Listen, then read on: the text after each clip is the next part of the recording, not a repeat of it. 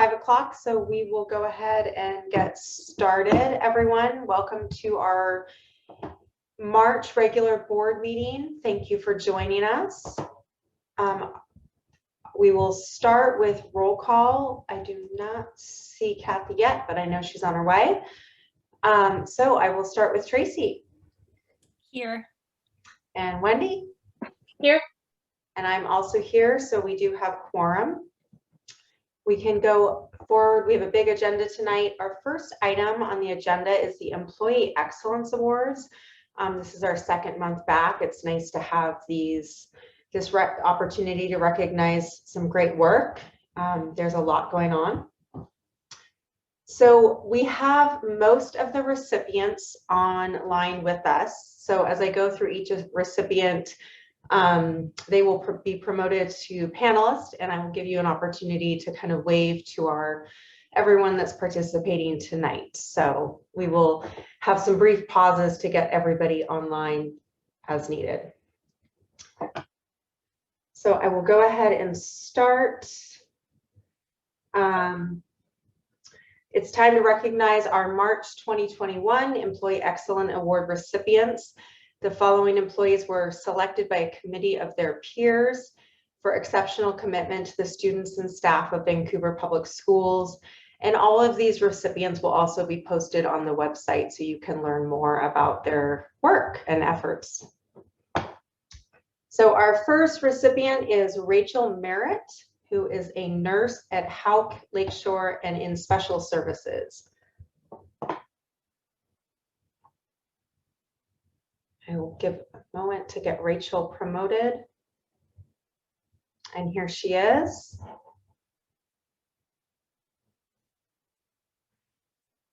Rachel is known for being calm in stressful situations and making complex medical information accessible to others. Her nominators say that she brings kindness and compassion to all her interactions with students, families, and her colleagues. Rachel, if you want to turn your camera on, give a wave. We can give you some recognition, but thank you very much. Thank you, Rachel. Thank you for all that you do. Your work is very important, especially this year. Thank you.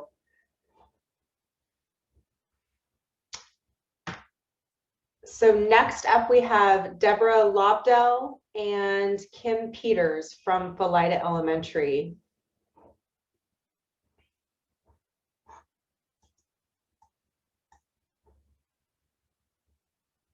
And Kim will not be joining us tonight, but we do have Deborah here. So these are two special education teachers at Philida Elementary. Deborah was hired in August 2016, and Kim was hired in September 2014.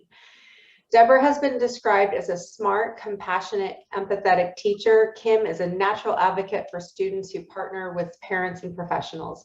Deborah and Kim are gifts to the Philida community. Thank you so much.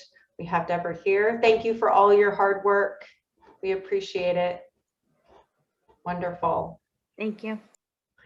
Next, we have Nicole Wright, a teacher from Fir Grove Vista, hired in August of 2017.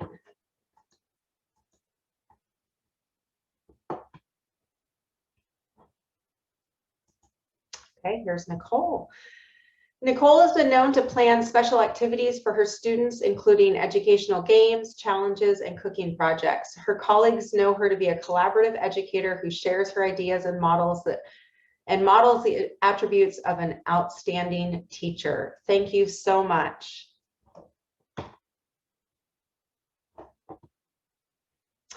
Next, we have Gina Lindsay, teacher at Geyser Middle School, hired in August 2007.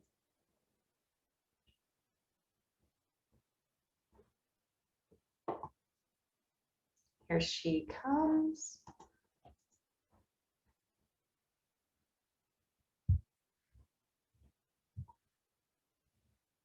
Nice. So Gina's just about coming up. There she is. Parents praised Gina Lindsay. She's a teacher at Geyser, hired in August 2007. Parents praised Gina's communication skills. She also is responsive to different learning styles and has a talent for motivating her students to learn and love the subjects that she teaches. Excellent. Thank you so much, Gina. Lastly, we have Gina Hager, teacher at Discovery Middle School, hired in September 2004.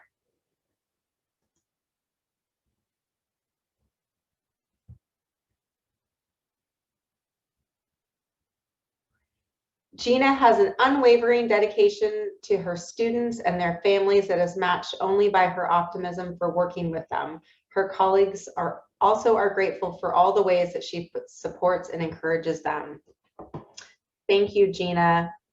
Thank you to all of our recipients this month. We look forward to a time when we can recognize you in person, but it is wonderful to celebrate some of this great collaboration and teaching efforts that have gotten our students through such a tough year. So thank you. So next up on the agenda is our student board representatives. So our first group of students that will be presenting is from Columbia River, Riley and Maya.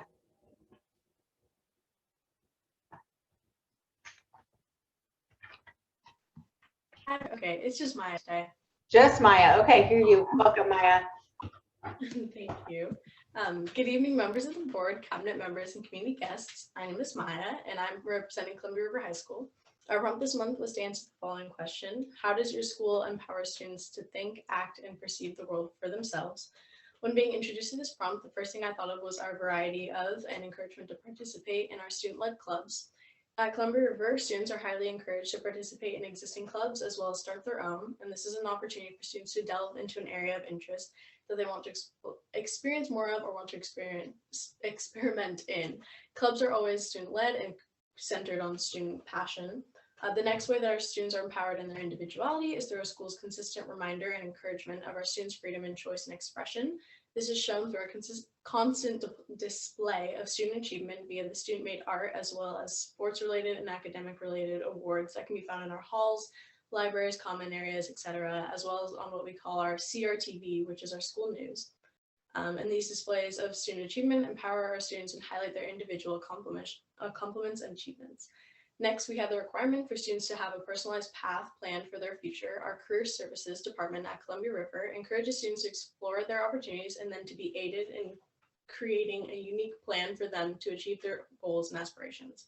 Morgan Parker, who's our Student Pathways Coordinator, as well as our counselors, routinely check in with us students to ensure that we have all of our options and have a plan and the tools to achieve them successfully. And then lastly, I know I'm biased because I'm in ASB, but our ASB really does do a lot to ensure that students are embracing their individuality.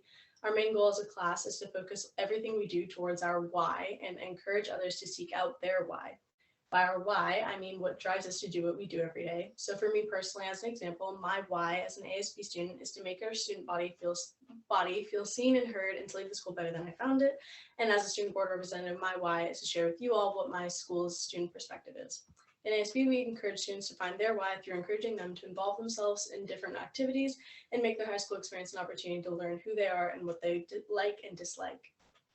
Our school ensures that they are giving ample opportunity to their students to dive deeper into themselves and explore who they are and who they would like to be. I sincerely appreciate your attention this evening and thank you for your time. Thank you, Maya. Next, we have Mahala Smith from Fort Vancouver.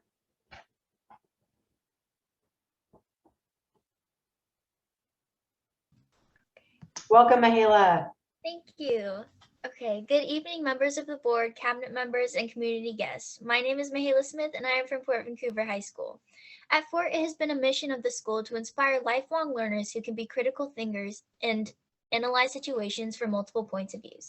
As an international school, learning about different cultures, beliefs, walks of life, and alternate perspectives is embedded into our curriculum.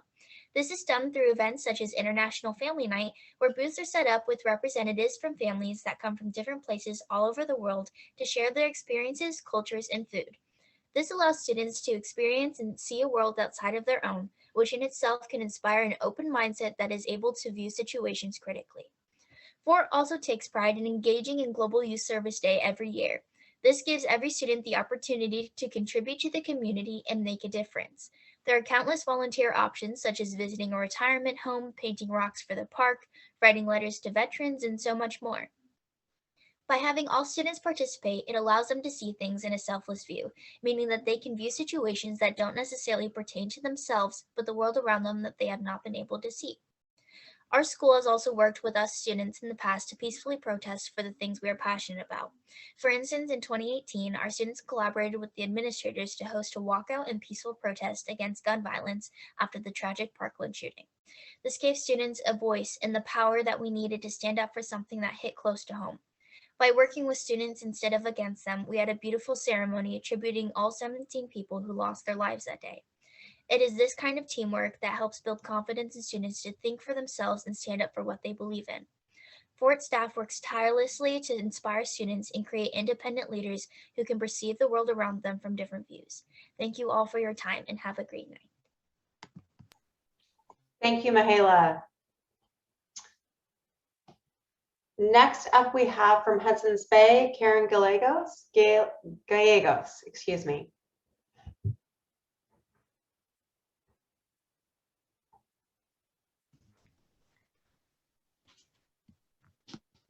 Welcome, Karen.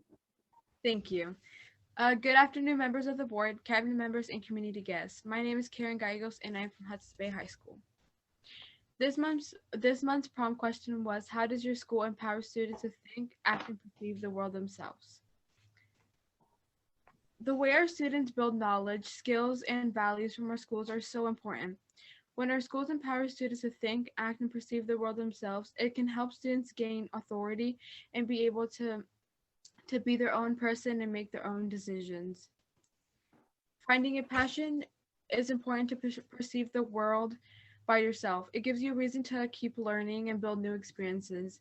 This can help build a bond with people and yourself.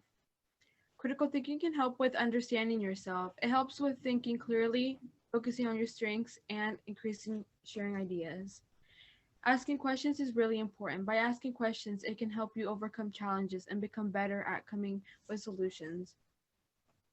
Having leadership skills and being an ASB can help you perceive the world by having these skills, making you a good leader by integrity, empathy, inspire others, and being motivated.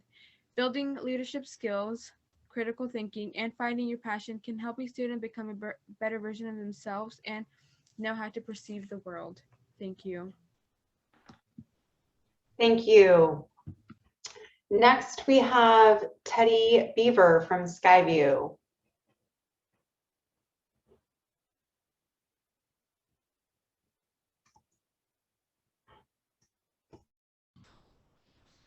Good evening, good evening, members of the board, cabinet members, and community guests. My name is Teddy Beaver, and I'm from Skyview High School.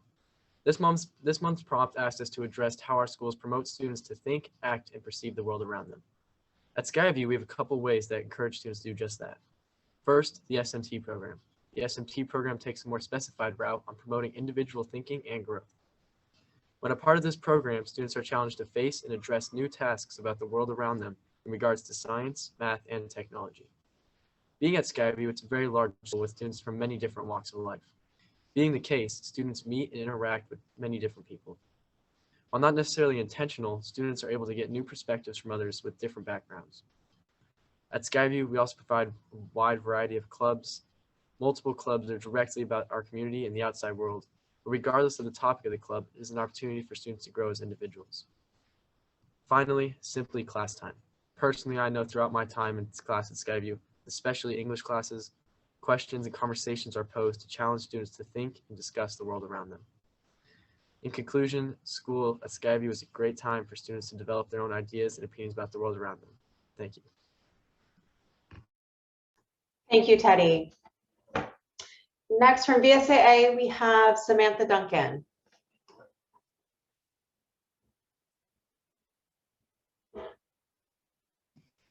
Welcome. Thank you. Good evening, members of the board, cabinet members, and community guests. My name is Sammy Duncan, and I am from VSAA.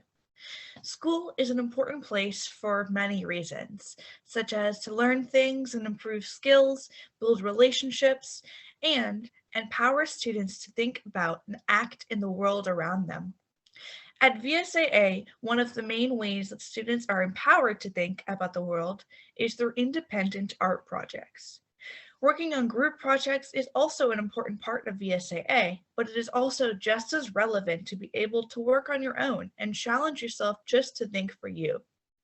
Working to create your own pieces of art not only makes you think about the world around you by researching other artists, looking at different perspectives, but also thinking about how your audience would interact with the art, whilst also thinking about how you want your art to impact the world or just how you would like to impact the world in general. For example, in my honors communication class, we are working currently on an empathy project, where we're choosing to research a modern injustice in our world, its solution, or one of its solutions, and creating a piece of art to communicate the emotions that people that are subject to this injustice may feel, to get more people to learn about it and feel empathy towards it. I think this is a prime example of how VSAA empowers students to think about the world around them while also incorporating art and education. And I guess that's kind of our big thing. Another way that VSAA empowers students to perceive the world around them is through the fundamental questions. In our 7th period core classes, students create both independent and group projects for the different prompts of the year.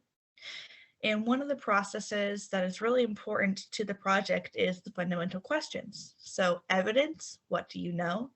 Perspective, from whose perspective is this from? Connections, what else does this connect to?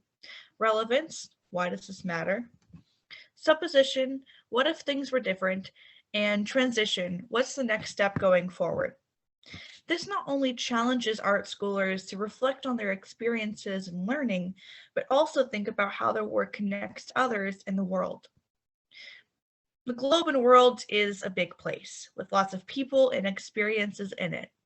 And at VSAA, students have many opportunities to learn how to think, act, and perceive the world around them. Thank you. Thank you, Sammy. From iTech, we have Kira Navarro.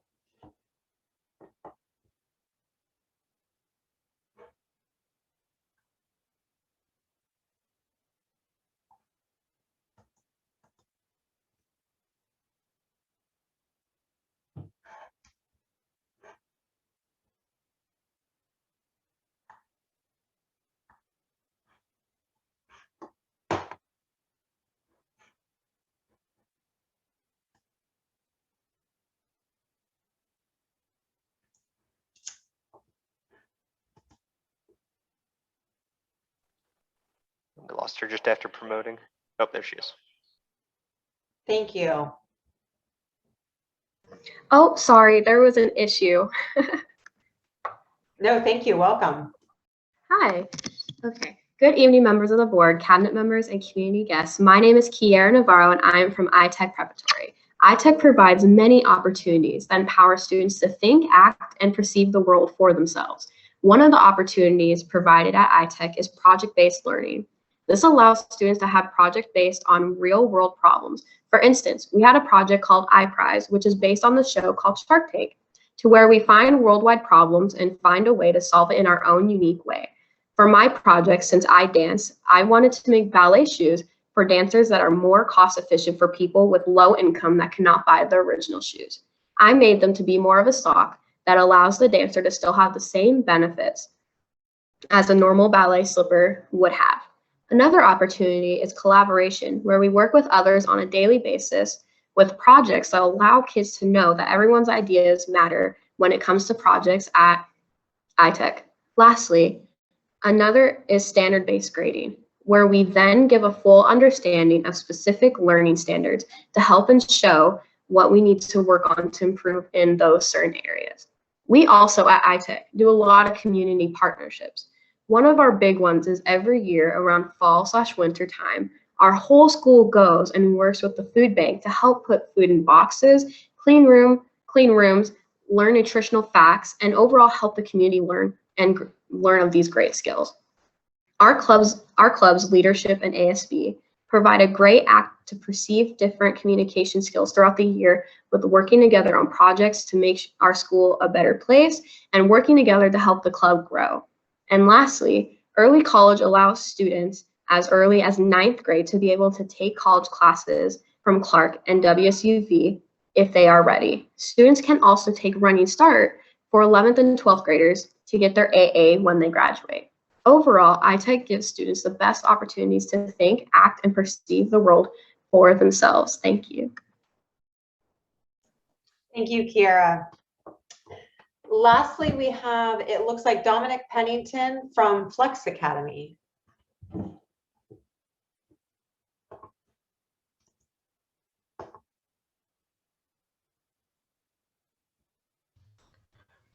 Good evening, members of the board, let me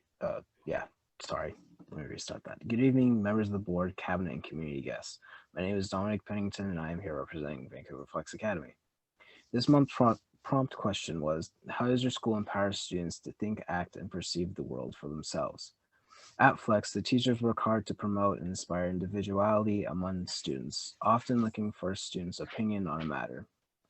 A great example of this would be from Flex's history teacher, Giovanni Perez. In his lessons, Perez actively seeks to engage conversation about past and current occurrences in history, encouraging students to form their own opinions and points of view of how the world works or should work.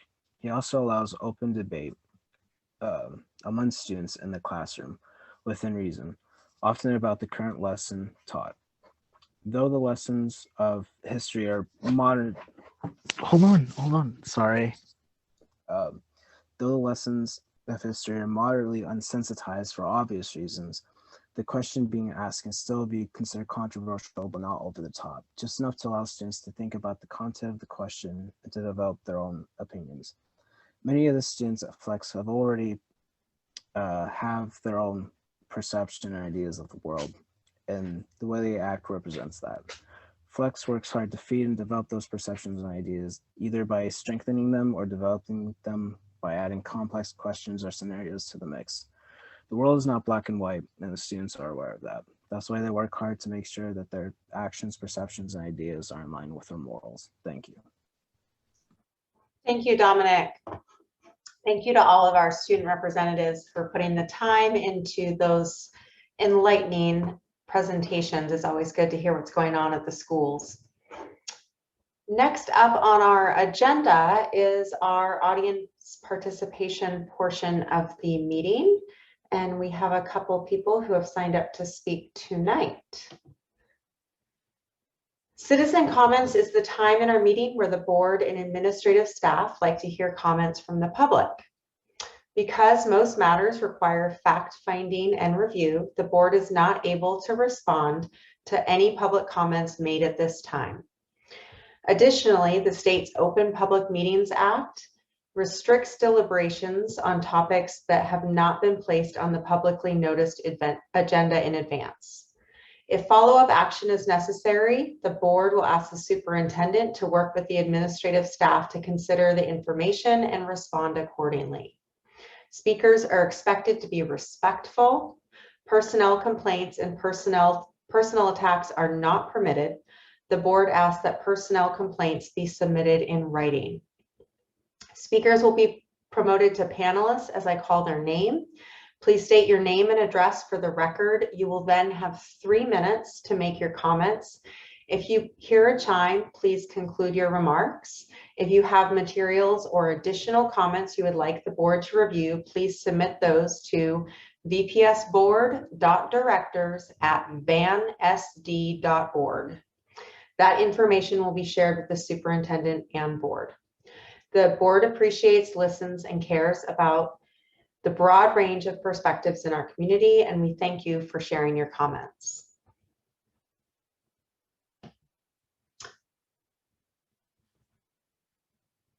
First up, we have Amy Bowl.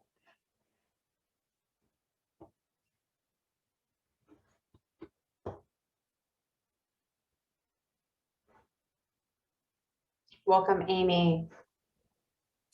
Hi, Amy Bowl, 5201 Berkeley Way, Vancouver, 98661. Whenever you're ready. Hi, I am speaking to you tonight as a parent and community member about the decision to eliminate the only gen ed preschool option our district offers. Kendra Yamamoto's program has been a proven success for our families living in Title I school boundaries for over a decade. So much so that she has a waitlist every year and has recently been recognized by the state of Washington as our region's Teacher of the Year. Many positive community PR pieces for the district have been written about her program, and even our own district's website has been promoting it, and it's now being eliminated for reasons going completely uncommunicated. Ms. Yamamoto's program has data to prove its success for all students, including students on IEPs. For example, using WAKIDS data in the 2018-19 school year, only 46% of Washington and 56% of VPS kindergartners were deemed K-ready. Yet 85% of Ms. Yamamoto's preschoolers were. Her program holds small class sizes, which the U.S. Department of Education states as imperative for closing the achievement gap for low-income students, regardless of how many staff members are in the room. However, the replacement model increases class sizes above our district's cap for kindergarten. The current program is a model of equity and inclusion for all students, regardless of their race, income, disability, and language. Acceptance is a lottery and classes are diverse in all categories.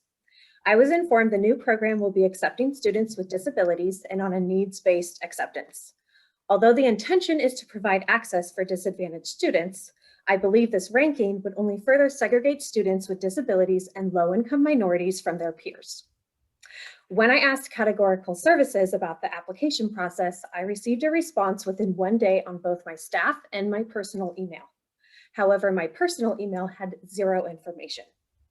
I was informed the program will be eliminated and replaced by a 50-50 SPED gen ed model, and I returned an email on both accounts asking for information about this new program, specifically what data the district is using to deem this new program of higher quality than the current.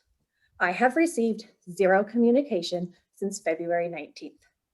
As a district that claims to be data-driven, transparent, and equitable, I expected the replacement model to have ample amounts of research readily available to support this decision. However, the lack of transparency and communication makes it distrustful, and I fear that Title I funds are driving this decision and not supportive research. Ms. Yamamoto's program has enhanced the learning of all students. This program should not be eliminated, but based on the data, should actually be expanded to serve more students in our communities. As parents, educators, administrators, and more listen tonight, we must ask ourselves, if the district claims decisions in the best interest of students based on data and inclusive for all, then why aren't we investing in programs that actually encompass all of those aspects, like Ms. Yamamoto's preschool program? Thank you, Amy. That was 3 minutes. Thank you. Next, we have Shannon Myers.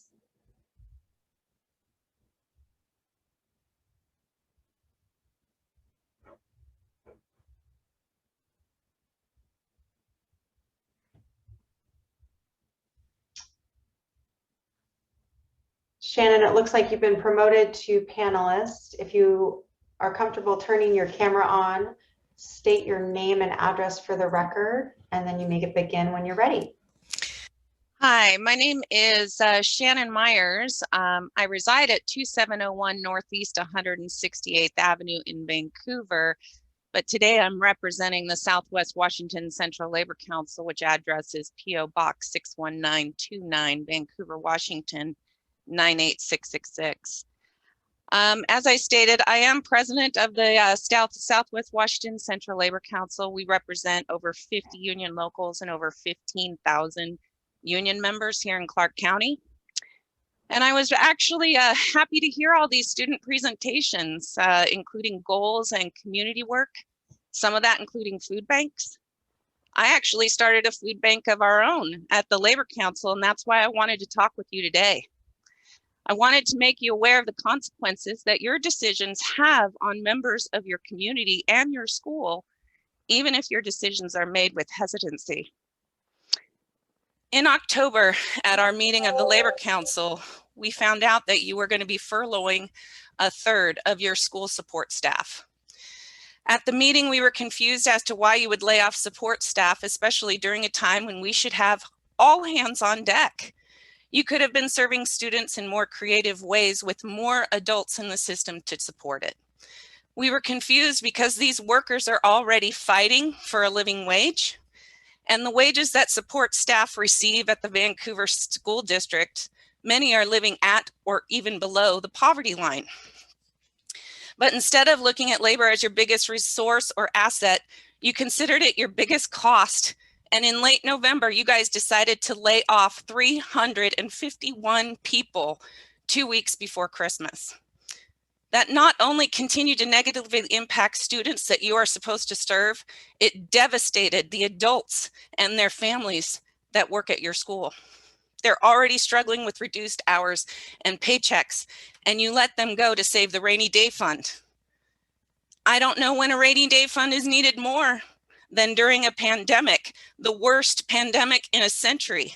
Why should we not use that to keep people whole? Well, like I said, we've opened up a food bank.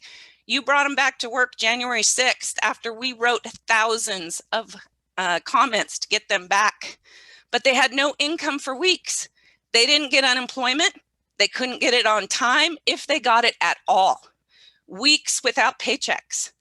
My labor council knew it was coming. That's why we opened a food bank, and we've served 113 families at this food bank because you cut them off of working during a pandemic. We don't want this to happen again to our community members. That's why I'm here letting you know that these decisions have real effects on people. People were hungry based on this decision. And we need to find other ways to save money besides on the workers, on the families, because we need to keep families whole, especially during rainy days. I'll be sending you a copy of my words tonight. I'm looking forward to following up with each and every one of you on the board to discuss this in further details. Thank you. Thank you, Shannon.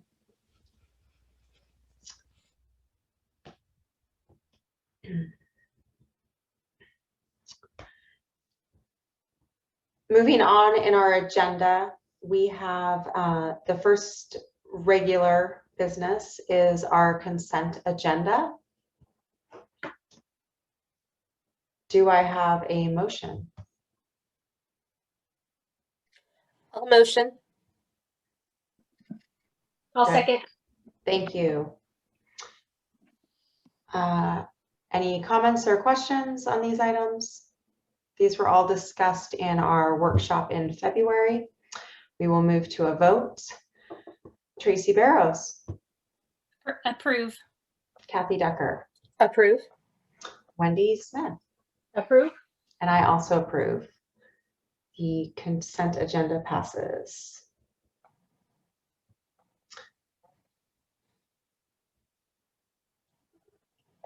Our next item on the agenda is our instructional and administrative support services. Please correct me if I skipped over something. It looks like that is correct.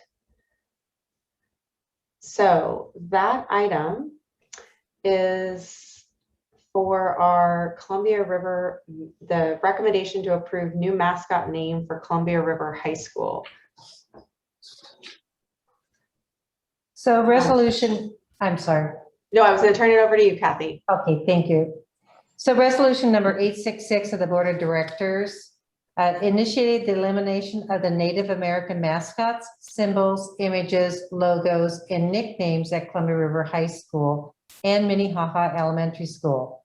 In alignment with Board Policy 6970, naming schools, facilities, and mascots, the board will review 3 to 5 name recommendations brought forward by the superintendent. These name recommendations are the result of community input and extended discussion among the members of the 26-member transition team at Columbia River High School. Recommendation is that the board of directors approve the 4 potential mascots for the renaming of the Columbia River High School mascot as outlined in Policy and Procedure 6970 and recommended by the superintendent. Thank you. Thank you. Do I have a motion? I'll motion. Okay. Do I have a second?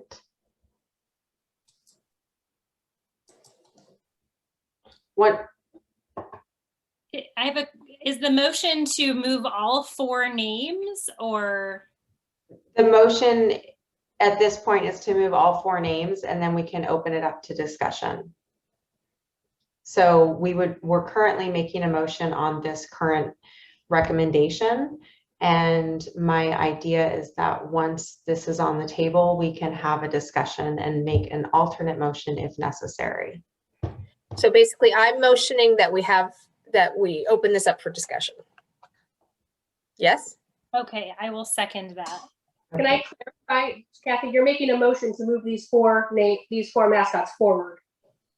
We can have a discussion after that. Right, that's, yeah. Okay, sorry. Okay. I understand, Yes. but that's, Yes. in the end, that's what we're trying to get it onto the table so then we can talk about it.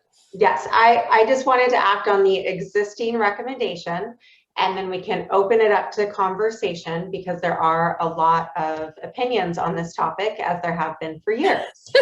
So I just wanted to get feedback from the board, just for the community watching. There has been a committee that the Columbia River principal has spearheaded in collecting name ideas from constituents, alumni, staff, educators, current students, probably forgetting some stakeholders, but it was a very broad committee of, I think, 26, and they came up with, I think there was initially 700 names.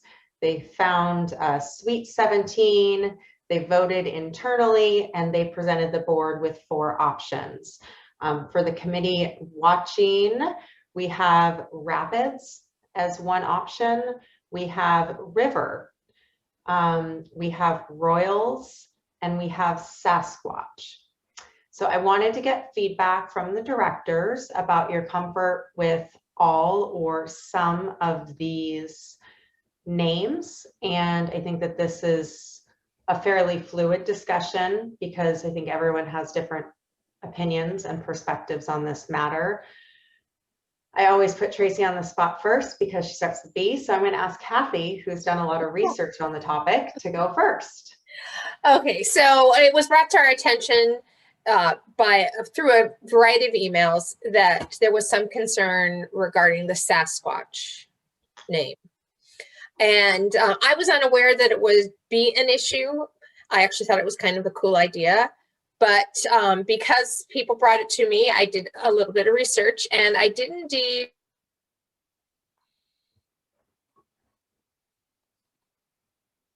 We might have lost Kathy to bandwidth. So I'm going to switch to Wendy or Tracy, if you want to chime in. And then we'll go back. Go ahead and step in. We discussed this at our February meeting, our workshop, and Kathy shared. There she is. Maybe she wants to finish her thought. Oh, you're on mute now. You're on mute now. So all of a sudden I was just gone. It's like, does somebody want me to stop talking? So, which I wouldn't, that would have happened sooner than this.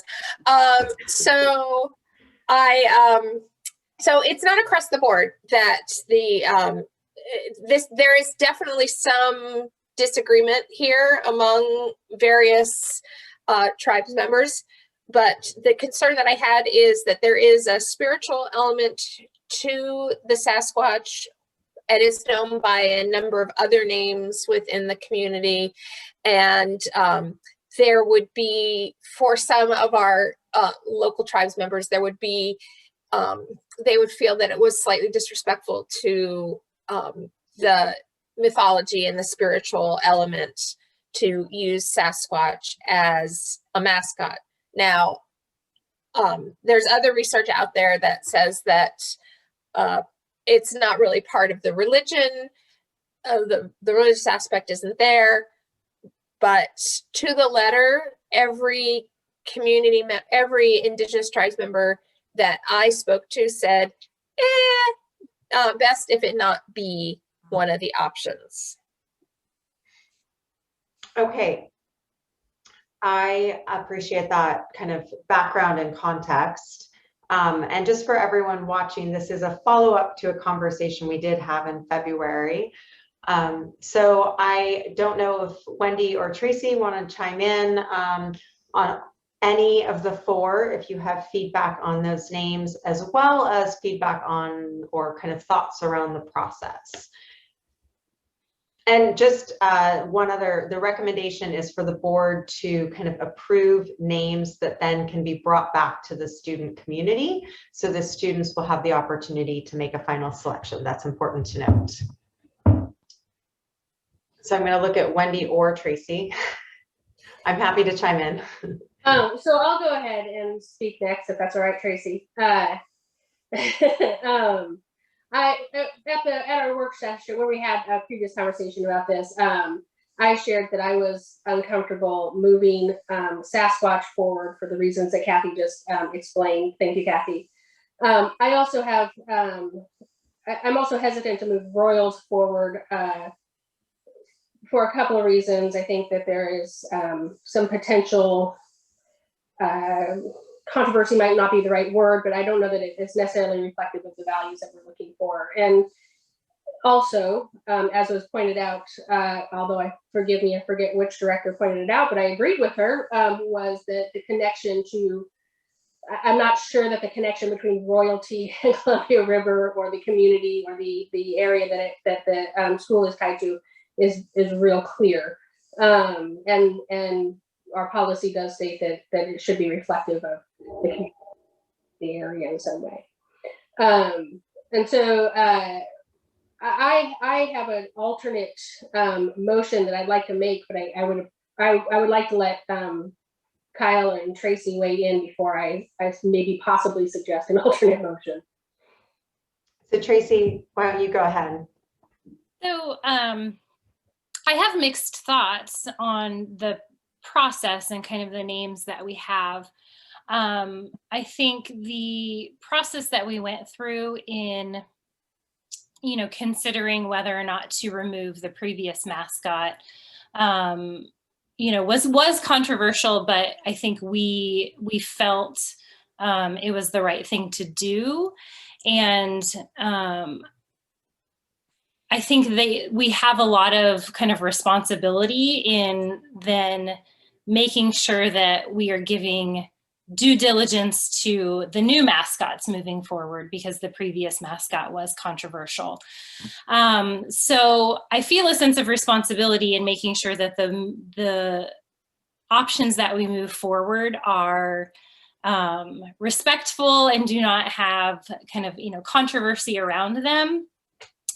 But then I do feel a sense of responsibility in allowing our students their voice in this process and allowing them the benefit of multiple options.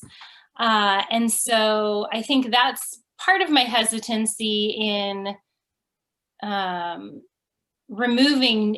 removing names or kind of, heavily weighing in on the process is removing those options for the students to choose, because this really is not, the choice to remove the previous mascot was ours ultimately, in terms of that was a board decision, but the process to pick a new mascot is not ultimately ours. It's the students. And so part of my hesitancy is, narrowing down the field so much that they don't have the benefit of lots of options. And I know they did have the benefit, in submitting options, but that's just, those are just, I'm a little torn on the process. I do have some hesitancy with Sasquatch, and I guess with Royals, I'm not sure. Part of the criteria was, historical context to this area, either to like the Hazeldale area, Pacific Northwest, Washington, and I guess I don't see how Royals is tied in there. I know that's a mascot in other places. The other two, Rapids and then River, no mascot, I don't so much have issues with, but I also hesitate to narrow the field so much for our students to ultimately choose. If I could just speak in, just real quick, just off of Tracy. While I understand the hesitancy to narrow the field too much, I just also want to speak to the fact that while we want the students to ultimately pick their new mascot, just as it was our responsibility as the adults in the room to say that current mascot was inappropriate, it is also our responsibility as the adults in the room to make sure that any mascots that we place in front of them are appropriate. Right. And I'm not saying one way or the other, but while it is their responsibility, it is their right, I don't want to say right or responsibility. It falls on them to choose a mascot. It's a wonderful time for them to choose one. But before they're given the opportunity to choose one, we as the adults need to make sure that what we're putting in front of them is appropriate. Because I know a lot of 17 and 18-year-old kids coming through my house, they don't always know exactly what is appropriate. So anyway, just saying. And that's why I started by saying we do have that responsibility because of the process we went through, earlier. That's why it's not an easy decision. So I'm just going to quickly chime in and say I share a lot of the same concerns as my colleagues. Ultimately, I want this to be a student decision, but I want mascots that can stand the test of time. I think the division we saw around the removal of the previous mascot shouldn't be repeated. There was a lot of emotion and it divided a community, a really strong Columbia River legacy. So I'd like to just make sure that as a board, we are vetting names and moving names forward that we feel strongly can stand the test of time. And I do have pretty serious apprehension about Sasquatch, just given the feedback we got. And Royals, I mean, the specific criteria we were given from the committee was reflect the geographical or historical features of Hazeldale State or the Pacific Northwest. Sorry, Tracy, you read the same thing. But I don't see the connection with Royals, and I just think there could be potentially negative connotations there. So I'm back to that place of feeling it's responsible to move possibly Rapids and River, but is that sufficient choice? Can I jump in here, Kyle? Because the motion as it stands is to move forward all 4 names. Right. And I'm not hearing a lot of overwhelming support from my fellow colleagues for all 4 names. Which is why, can I propose an alternate motion? Yes. Which then parliamentarily would supersede the motion that's currently in place. I move to send this back to the committee in order to get a new selection of names for the board to approve. And I can speak to that, but first I have to ask if there's a second to refer it back to committee. Is there a second so we can discuss? I'll second just to have a discussion. You're always looking for a reason to talk. I get it. Oh, no. Okay. Oh, stop. Okay, let me give my argument then. Thank you, Kathy, for the second. You're welcome. I feel very much like Tracy spoke to a few minutes ago. I think that the student voice aspect of this is absolutely paramount. And, just to put in a plug for our future superintendent, one of the things that he has said over and over in our meetings with him is that you begin with student voice and you end with student voice. And I think that's really, really important for every aspect, but certainly incredibly important for the choosing of the school's mascot. Unfortunately, I cannot vote yes for the current slate of mascots. So as it stands right now, I'm a no vote on the 4 that have been brought to the board. To reduce it to 2, however, meaning river and rapids, like Tracy said, I don't feel like that's giving students enough choice to really exercise their voice in this process. Because ultimately what we're reducing it to is no mascot with just river, or a mascot, but their only choice for a mascot is rapids. Right. So if students want a mascot, but maybe rapids isn't their first preference, then there's really not much choice there for them. And our board policy does state that the committee will bring us 3 to 5 names if we reduce it to 2. I mean, with the intention of being able to move forward 3 to 5 names to the student body to vote on. If we reduced it to 2, then we're not really meeting the intent of the policy. At least I don't think we're meeting the full intent of the policy. Which is why I would prefer to return it to the committee and give them another opportunity to provide a couple more names that we could then move forward to the student body. I think my only hesitation with that, Wendy, I do, I mean, I think you and I, have similar thoughts in terms of wanting more options for students. I think my only hesitation is the delay that then puts on the process, because I know they are really anxious with students coming back to school to kind of really, kind of energize and bring the students together with kind of this, rallying around this, picking the mascot.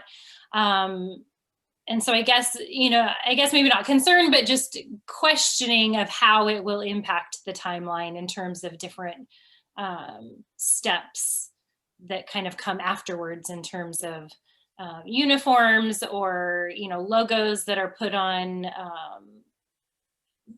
put on walls and just different things like that. So I guess that's so I don't know how quickly the process would, if it gets kicked back to the committee, how quickly they can. Well, this would be a good time to ask Jim, and I think Alex is on the line too. Well, I just want to weigh in quickly on what I was prepared tonight to put the full slate up as a motion, discuss it, and then alternatively vote one by one, because I had comfort in moving 2 forward. I do feel like there's a compelling need to have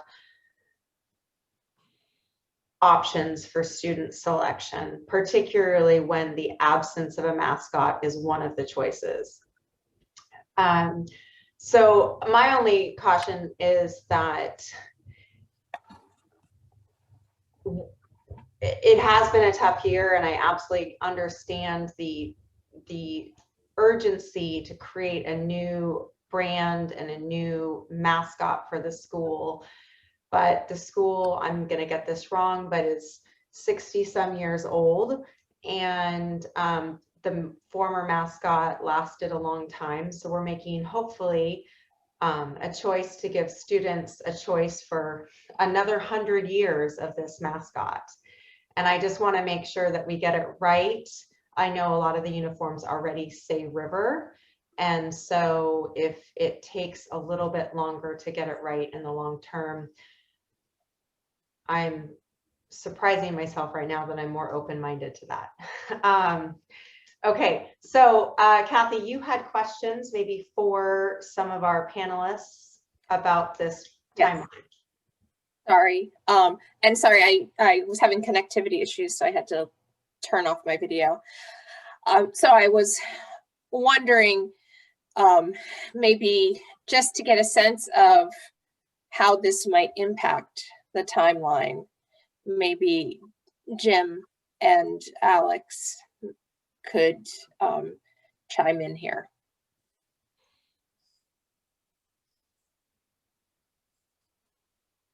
Yes, we can definitely go back to work. Obviously, there was a ranked order of mascots, a 5th, a 6th, a 7th choice. We can go back to work. The timeline as far as how it would be brought back to the board, Mike, you probably have a little more experience with that, with that timeline though. Well, I think the soonest it could happen would then come back to the board meeting. we've got 3.5 weeks till spring break, and then the board meeting is the Tuesday after spring break. So we're, and if you don't do it there, then you really lose all of April and May with kids, and we're going to get the kids back. So I think that's going to be pretty tough on Alex. I know Alex is on here, but we've had a lot of conversations, the three of us, Jim and Alex and I, about that timing and the things that they want to do to move forward while they have the kids in the building, while they have students in the building, so that they can rally students around that. That was part of Alex's timeline that we've actually been operating off of since August, and really starting in September, and engagement with that transition team, the committee, if you will, was to be able to have that time with the kids. So to do that work. That being said, a point of clarification here too, the procedure to identify a new mascot is for the committee to be brought forward from the committee to the superintendent, and then ultimately the board, 3 to 5 names. Whether or not 3 to 5 names come out of that conversation tonight, it doesn't say in procedure that the students have to vote on 3 or more names. It just says, I just want to make that point of clarification, that the procedure says that they'll be brought forward. That's why I think that 3 to 5 names has always been brought forward, or is recommended, so that if 1 or 2 doesn't, if the board doesn't like 1 or 2 of the names for various reasons, then obviously then you always have 2 or 3 or maybe 4 left for the students to vote with. So I just wanted to clarify the procedure that's articulated. So Alex, I appreciate, Mike, you clarifying that, and I do think it's perhaps not the technical procedure, but just wanting to ensure that we're giving students appropriate options. And that's the sensitivity, is just to make sure that when the student body is presented with the options, they feel like they have a good amount of choice.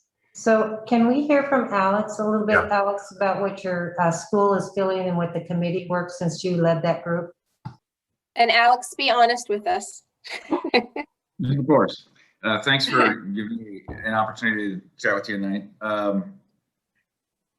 Yeah, we spent, I think Mr. Gray asked me the other day, how many hours do you think you've spent with the transition team on this process? And it's more than 20. The whole process of vetting and cleaning up the 700 suggestions that came in was pretty time intensive. And I shared this last time we met.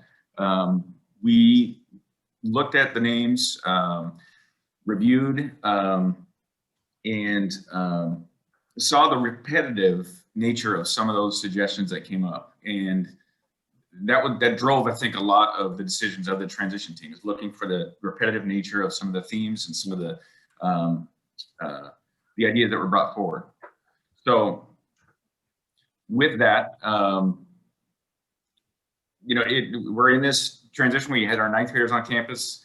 Our Link crew did a terrific job coming out. Our ASB leadership, you heard from one of our students earlier tonight. The kids are they're ready for some identity, and they're ready for that affirmation, if it's going to be a continuation of River on the jerseys and the logos, or if it's going to be something different. We're ready to move, just need your direction.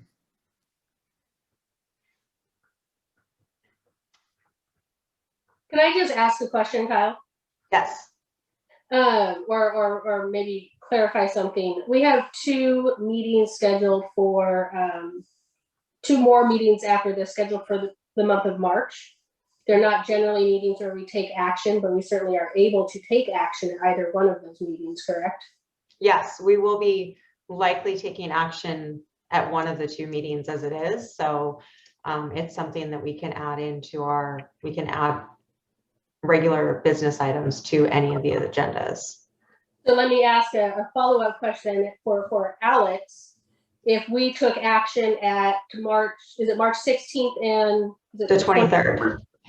If we took action on either one of those, which would be both before spring break, right? Would that be a workable timeline for you, Alex, if we referred this back to committee?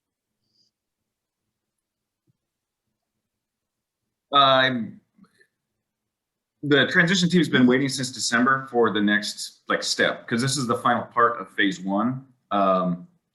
As far as the timeline of bringing that group together, I think I'm gonna run out of flexibility with the days for Zooms and that kind of thing as we bring students back and students get busy with, especially the student representatives on the group get busy with transitions. They're receiving their acceptance letters for university and we're planning for how we're gonna park for our seniors in the next couple of days. I think where they're gonna be on campus and that kind of thing. So there's a lot of moving parts. I don't think I can pull that group together. I mean, I'm just gonna give them a bulletin based on this conversation tonight in the next couple of days. To answer your question, can I meet with them on the 23rd? Yeah, I can pull the team together on the 23rd, yes. I mean, no, in advance of our meeting on the 23rd.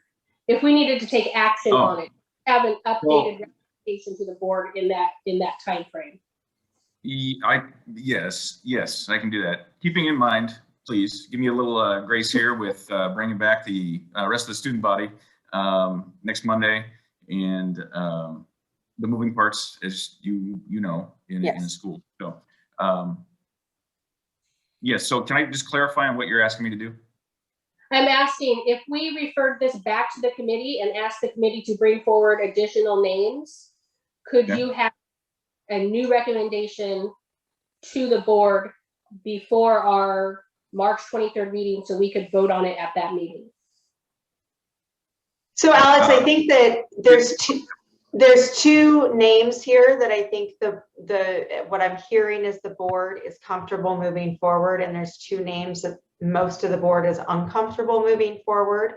So it would be, if you could find a couple additional names from your Suite 17 that match the committee criteria that you could provide to the board, and then we could discuss and vote on the 23rd. And while it does delay things 2 weeks, and we appreciate your patience with us, I think that would provide a greater level of comfort. Again, we're trying to weigh long-term appropriateness, student choice, but we know that you have been working diligently and want to get this mascot in front of the kids. Mm-hmm. Yes. And also, just for clarification for the people watching, this for some reason was delayed in getting to the board, these choices, and we know that you've actually presented them earlier, but we just received them last month. Well, and I'm going to interrupt there. We received them in a briefing months ago, but everybody's been busy getting our kids back to school. So I appreciate all of the effort and just in the time and we apologize for the delay of getting this agendized, and then that delay causing this backup. So Alex, I think what I'm hearing tonight is that we'd prefer that you maybe work with your committee that you've already worked with so much to get the list you have. And if you could present maybe 2 additional names. And we very much appreciate your patience with us as we kind of share our hesitation and concerns. But I think it's because of our commitment to getting this right and our commitment to giving the students more choice than 2 options. Yeah. And again, let me just make sure I'm crystal clear. You want me to pull the 2 names, Sasquatch and Royals, you want those removed? And then are you wanting 2, 3, 4, or 5? I think that if you have 2 more good names or 3 more good names, we'd welcome seeing them per policy. I think you're supposed to bring us 3 to 5. And I very much appreciate your willingness to do this. I'm going to defer to Wendy though, because we do have a motion. And from a parliamentarian perspective, I appreciate Alex's willingness to take order, but we haven't actually resolved the motion. Yes. At your service. So we need to vote on the motion that Wendy made, which is to go back to committee. I'm looking at you, Wendy, just to confirm that. Yes. Okay. So we had a motion, we have a second. We're going to go back to Alex, and we are so grateful for your patience with us, Alex. I promise we're going to get this right. Just bear with us for 2 more weeks. So I'm going to go ahead for a vote. And we are voting on a motion to send the mascot names back to committee, where the committee will come up with a few additional names for a maximum of 5 that the board will review. And based on this conversation, it does not look like the board is interested in Sasquatch or Royals. So with that, I will take a vote. Director Barrows. Approve. Director Decker. Approve. You don't have to. Director Smith. Oh, go ahead. Tracy. No, I just hate to put more on Alex's plate right now. So I guess I'm gonna say not approve. Okay. Director Smith. Approve. And I also approve. Alex, we appreciate your willingness to work with us. And Jim and Mike, thank you also for your patience. Okay, the next item on the agenda is our Board of Director and Superintendent's report. The first item is, did I miss something? Legislative update.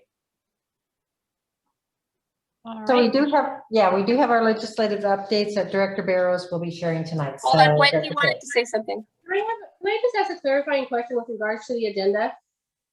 For the items that are listed under H, fiscal support services, was that wrapped into the consent agenda that we voted on earlier? Yes. Yes. Okay.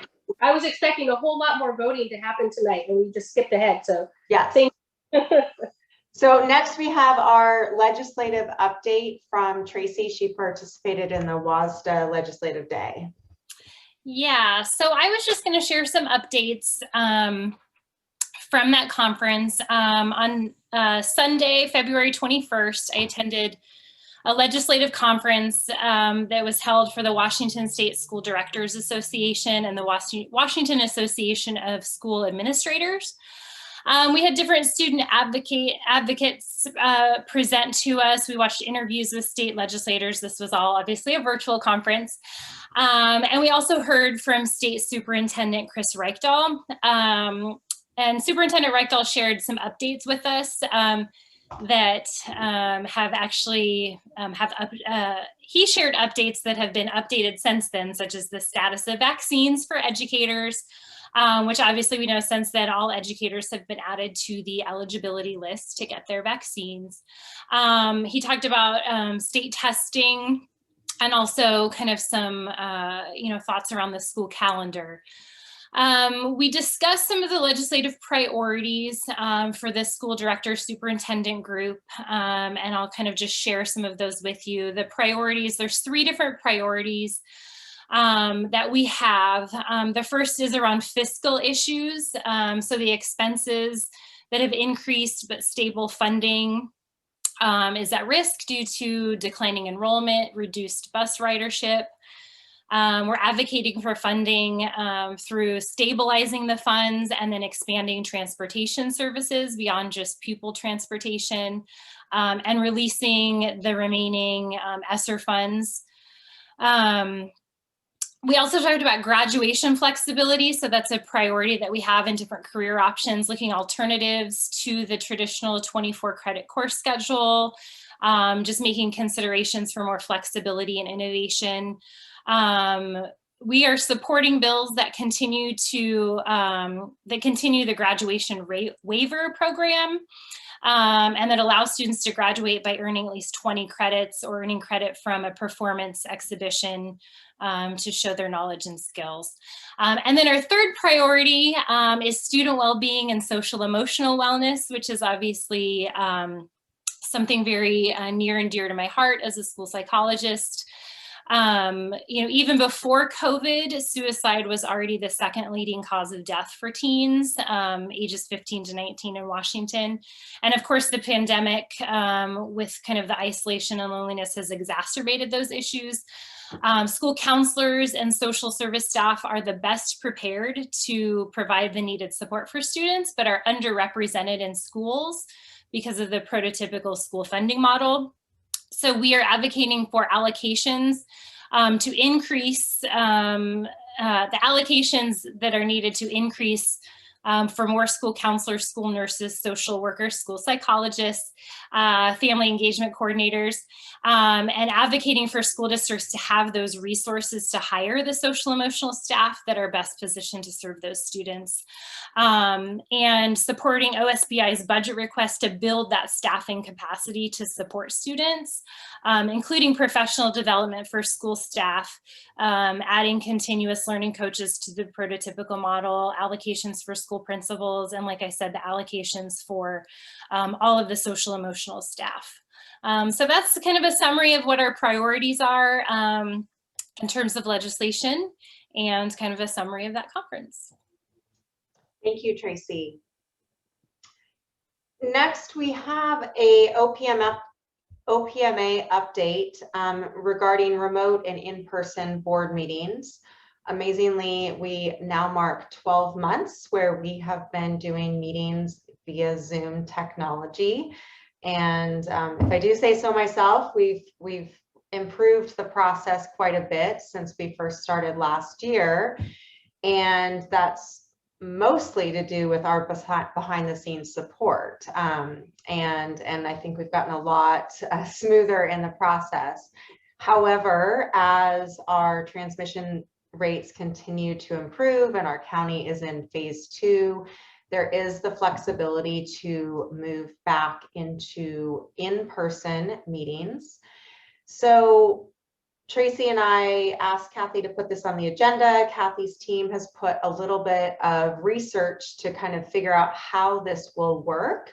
There is still limited capacity and social distancing protocols. I think we're at 25% capacity, 6-foot distance. So a lot of effort has been going into kind of consider all of the factors, and we wanted to get an update maybe from the team in terms of what would be required.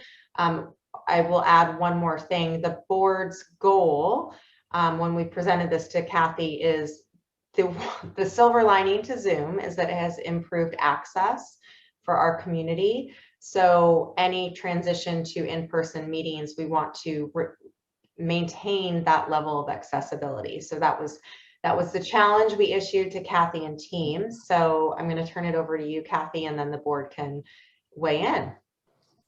Thank you, Kyle. So our Chief of Staff, Tom Hagley, is going to share what he has learned about that and give you a pretty big, broad overview of what the OPMA rules are and how that affects opportunities for us as a district. So, Tom?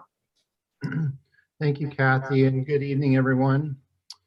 As board president just noted, regions in phase 2 of the state's roadmap to recovery plan can, but are not required to resume in-person board meetings, subject to certain rules and restrictions. Those include limited occupancy of the board's meeting room, facial coverings for all attendees, the 6-foot distance requirement between attendees, and room sanitation. A key constraint beyond the 25% occupancy is the 6-foot distance requirement, which limits attendance in the Bates Center room 100 to approximately 30 people. The total includes the board, superintendent, other essential staff, tech support personnel, and members of the public. The room would not accommodate everyone likely who typically attends in-person board meetings, such as our student representatives, Employee Excellence Award recipients, and their supporters.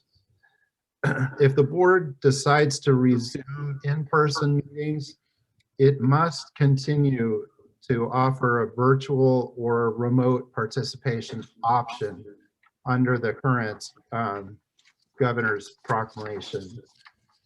Also, an overflow area must be provided for anyone who wants to attend in person and watch the meeting with real-time audio and video connections in an adjacent room, such as Roosevelt Commons.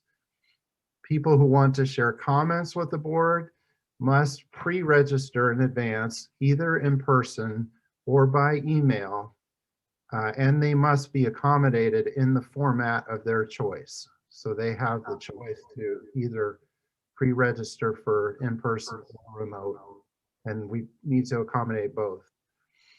The hybrid format would require some additional upgrades to the technology in the Bates Center so that the participants on Zoom could be viewed by in-person attendees and vice versa on a large digital flat screen.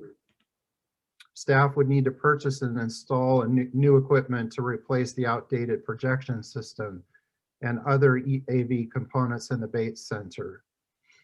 Additionally, staff would need to clean and disinfect all meeting and overflow areas and all furniture and equipment between users.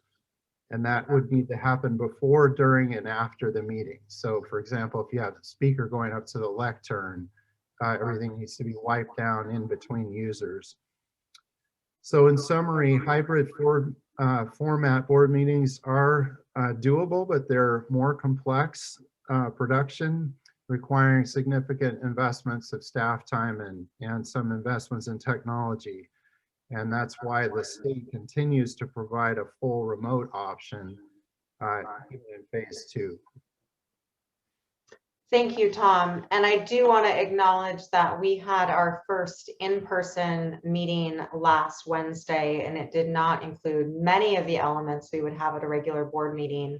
And that in itself was already a heavy lift, just to have an open public meeting to an executive session. So thank you to the team that made that happen. It was definitely an illustration of all of the components that will go into this. I wanted to open it up to directors just to get your feedback on the meeting format, and knowing there's some details to work through, technology to invest in. One other prompt I will throw out there is we have 3 typical meetings a month, which is we have our regular board meeting, we have our workshop, and we have typically a study session.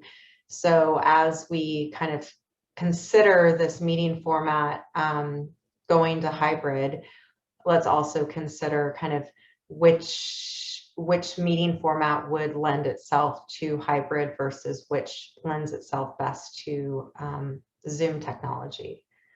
Do I have anyone that wants to weigh in on thoughts? I will weigh in on some thoughts.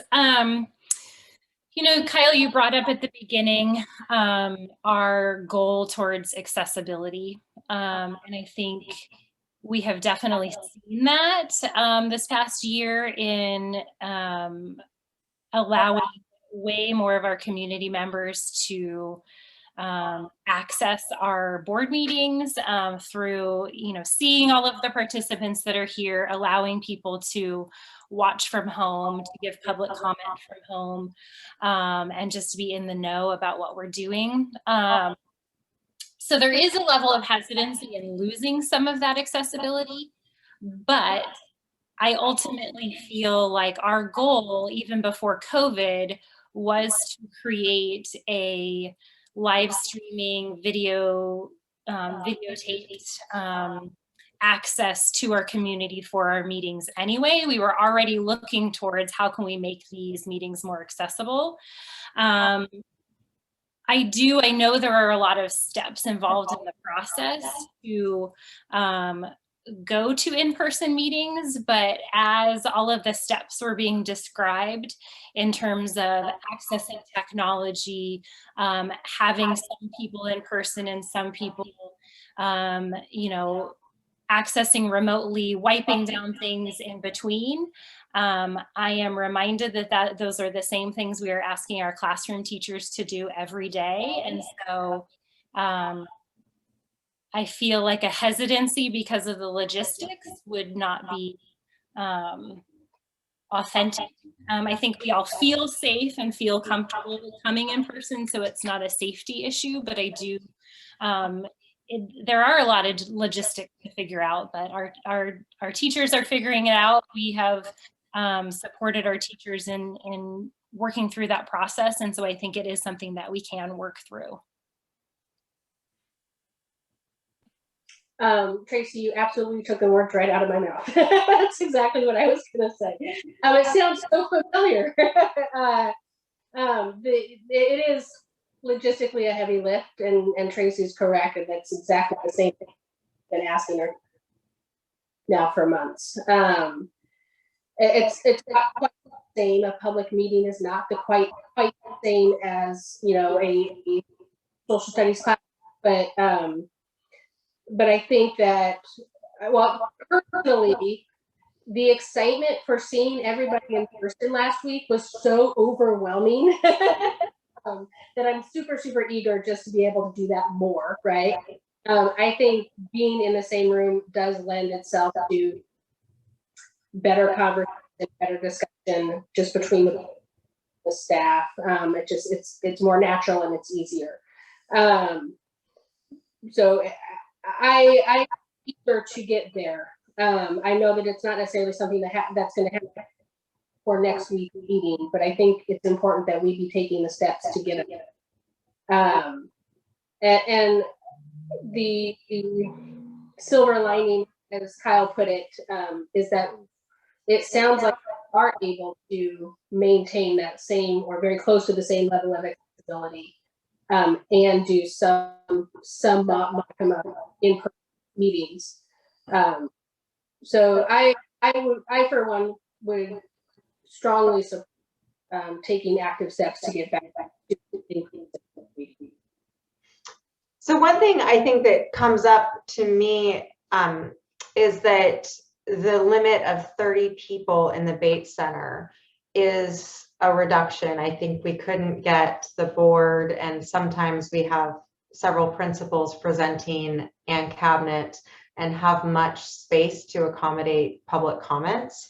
So I think for Tom and Kathy, it would just be kind of an understanding, I think, of are we looking to have our cabinet participation via Zoom from home? And would that be comfortable for people? Because I think, you know, we fill up 30 very quickly. One of the things I'm most excited for is actually presenting Employee Excellence Awards in person. I think the notion of having people wave on Zoom doesn't give credence to their accomplishments and being nominated by their colleagues. So once you start looking at recipients, any sort of designated speakers, our staff and cabinet, and then citizen comments, we would be well above 30. So it's going to be a hard decision in terms of prioritizing who should be on Zoom and who we should accommodate in person. And those are awkward kind of decisions to make, but I think that that's going to be an important component to this. But like Wendy and Tracy said, I'm very eager to at least have the board members back in the boardroom. And, you know, I think that will afford just a more authentic dialogue. It's, you never know who's looking at the camera and, you know, who's interested in saying something. And I think it's a more fluid conversation. So that would be my preference. But it's really just wanting to have a respectful thought around how we designate who's at home via Zoom. And for many, I imagine that will be comfortable via also making space for public comment. And my understanding is that people that sign up for public comment can opt for Zoom or in person. So I don't remember us ever having more than 20 comments. So if half of them were, you know, and we might have to stage people in an alternate space. Kathy, did you want to weigh in on this? Yeah, I think I'll, oh, I'm sorry. No, that's all right. I was like, You say Decker or Kathy and Kathy? I jumped in. Yeah. The only thing I was going to offer to the board is just the time length with all the consideration is looking at the equipment that we will have to refit the debate center with. So just that as one lens for the board. And just, I just second everything that's already been said. If we've had the teachers do it with a quick turnaround, we can certainly do it. And we're not even being asked to do all the things that teachers are being asked to do. Can you guys hear me okay? Yes. All right, because my connectivity is really bad tonight. And so I just think we should do it, as long as we can also make sure that we hold on to all those participants that have been tuning in. I mean, we've had some nights where we've had 300 people, you know, watching, and I'd like to continue that ability for people to watch. For sure. So it sounds like from the board, we are interested in moving forward, and it sounds like accessibility is a priority. Kathy, maybe if you work with cabinet just to understand preference in terms of, I mean, we enjoy having everyone participate, but we also have to be cautious of numbers. And the next piece I just want to, I always like in my own professional context, a phased in approach. I wonder if we focus on regular board meetings and then we kind of phase in our work sessions and study sessions after that. Does that sound, do other directors agree with me on that? Yeah, that's kind of what I was thinking. Not necessarily going all in with every board meeting, but really looking at, yeah, either like the regular board meetings, having those be in person, and like workshop study sessions still can be virtual since they're a little more casual, or flip-flop if it's easier to start with ones where we don't have as many public comments and student leaders. I mean, that might make more sense to start with. I don't know. I think we need to be flexible with scaffolding it in.